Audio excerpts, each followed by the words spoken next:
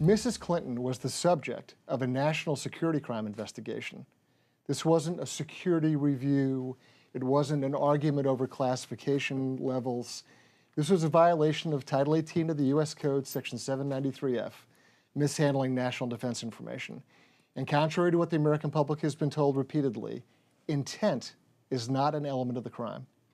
There's no requirement to prove any sort of intent at all.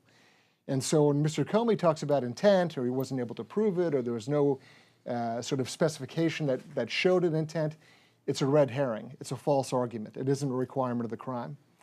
So we know from the Inspector General of the Intelligence Community that 22 top secret SCI, which is sensitive compartmented information, it's a special category of intelligence collection, 22 top secret SCI messages or emails went across Mrs. Clinton's unsecured server.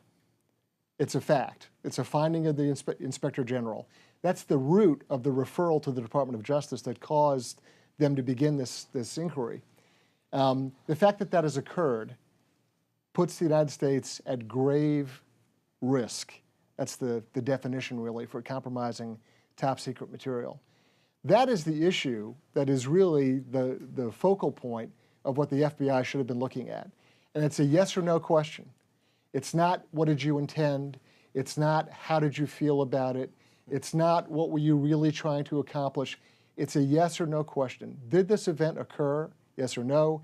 And then if it did occur, who is responsible for it? What is the proximate cause of this event occurring?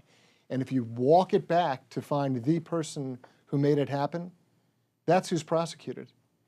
And this whole intent thing is nonsense.